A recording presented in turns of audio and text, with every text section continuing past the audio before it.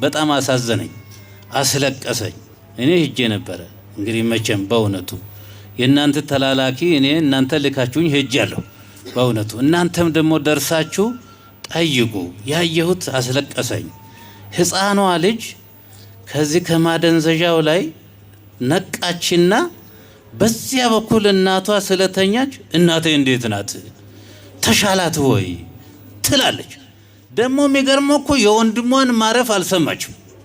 እዩ እግዚአብሔር ልጆች፣ እንዲህ አይነት አደጋ፣ እንዲህ አይነት ችግር፣ እንዲህ አይነት በጣም አያስለቅጽም? የእግዚአብሔር ልጆች በቃ አሁን ያረፉት አረፉ፣ ወደማያልፈው ሄዱ። ምንም አይደለም።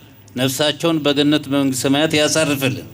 ቢኖሩ ጠርተን እንጠቀማቸዋለን። ኑ በዚህ ጋር እጣኑን ይዛችሁ ነው፣ ጧፉን ይዛችሁ ነው፣ ኑ እዚህ ጋር የተጎዱትን የተራቡትን አብሉ እንላቸዋለን። ግን ያው የተሰጣቸው ቀን ስለሆነ ሄዱ። ምንም አይደለም። ይሄ እግዚአብሔር በዚያ በሰላሙ ቦታ ያኑርልን። የቀሩትን ደግሞ እስቲ ጠይቋቸው።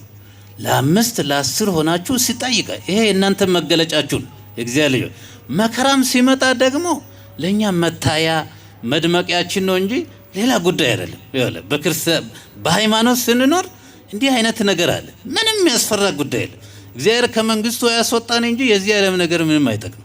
እና ስለዚህ እባካችሁ እናንተ የአቡነ ተክለ ሃይማኖት በረከት በእውነት የእሳቸውን የጻድቁን በረከት ያገኛችሁ የሁለተኛውንም የአባታችን የደጉን በእውነቱ የእሳቸውንም በረከት የእሳቸው ጸሎትም ሁልቀን ከእናንተ ጋር ስላለ እነዚህንም እርዷቸው፣ ጠይቋቸው።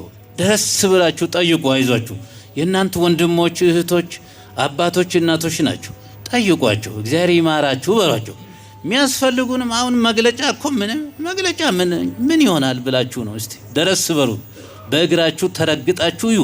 መከራውንም እዩ። እስቲ እንዲሁ እንዴት ያለ ነገር እንደሆነ እና ሌላው ነገር ደግሞ ወደምንጓዝበትም የምንሰራውን ስራም እግዚአብሔር እንዲያሳካልን በጸሎት ነው መንቀሳቀስ።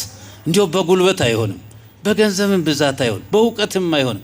እግዚአብሔር ሲፈቅድ ነው። እንግዲህ መቼም ወደ አንድ መንደር ሂደን በዚያ የምንሰራውን ነገር ሁሉ የምናደርገው እሱ ካልፈቀደ አይሆንም እና ስለዚህ በዚህ አይነት ስራችን